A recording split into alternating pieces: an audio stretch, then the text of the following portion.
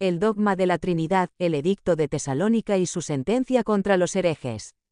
Edicto de Tesalónica, también conocido como el Cunctos Populos, promulgado por el emperador Teodosio I el 28 de febrero de 380 después de Cristo, que establece el cristianismo niceno como la religión oficial del Imperio Romano.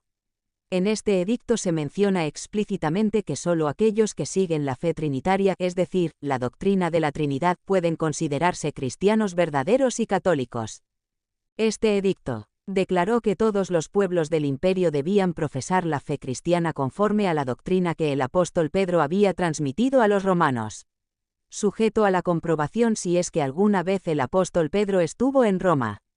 Específicamente, se adhirió a la fe de los obispos Dámaso de Roma y Pedro de Alejandría, defensores de la doctrina trinitaria nicena. Rechazó otras interpretaciones cristianas, especialmente el arrianismo, que negaba la divinidad plena del Hijo. A continuación, el fragmento relevante del texto. Queremos que todos los pueblos que están bajo el gobierno de nuestra clemencia y moderación sigan la religión que el divino apóstol Pedro transmitió a los romanos como la religión que hasta el presente el pontífice Dámaso profesa, y también Pedro, obispo de Alejandría, varón de santidad apostólica. Es decir, que conforme a la enseñanza apostólica y a la doctrina evangélica, creemos en la unicidad de la divinidad del Padre, del Hijo y del Espíritu Santo, bajo igual majestad y en la Santa Trinidad. Ordenamos que los que sigan esta regla reciban el nombre de cristianos católicos. Los demás, a quienes juzgamos dementes y locos, llevarán la infamia de la herejía, y sus reuniones no recibirán el nombre de iglesias. Además, serán objeto del castigo primero divino y después también de nuestra autoridad, que hemos recibido por voluntad celestial. Puntos clave. Solo los que profesan la fe trinitaria, la doctrina del Padre, Hijo y Espíritu Santo en igualdad de majestad, pueden ser llamados cristianos católicos. A los que no aceptan esa doctrina se los excluye del término iglesia, y se los califica de herejes.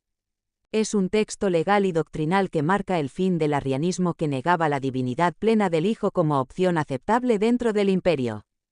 Consecuencias inmediatas. Se proclamó al cristianismo niceno trinitario como la religión oficial del Imperio Romano. Se condenaron como herejías todas las otras variantes del cristianismo, especialmente el arrianismo, que negaba la divinidad plena de Jesús. Se autorizó al Estado a perseguir a quienes no aceptasen esta fe, marcando el inicio de una fuerte alianza entre el poder político y la doctrina religiosa oficial. La imposición de la Trinidad en el cristianismo. ¿Cómo se impuso?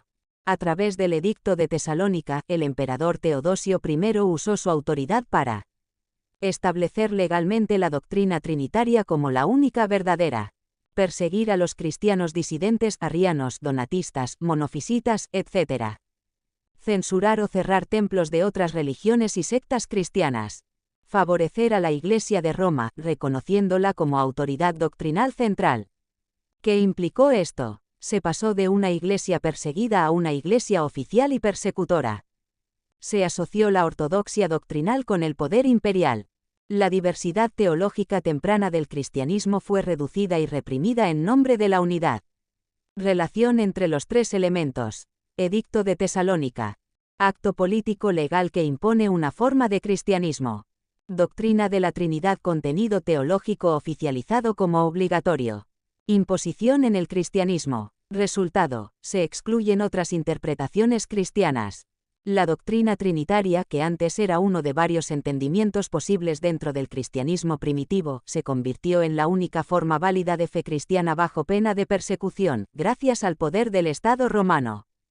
Conclusión. El Edicto de Tesalónica fue el instrumento clave mediante el cual la doctrina católica de la Trinidad se convirtió en dogma obligatorio en todo el Imperio Romano. Esta unión entre teología y poder imperial estableció la base de la Iglesia católica como institución dominante en Europa durante siglos. Lo que comenzó como un movimiento espiritual diverso en los primeros siglos se transformó en una estructura religiosa unificada y jerárquica, en gran parte gracias a la imposición de la Trinidad como doctrina oficial.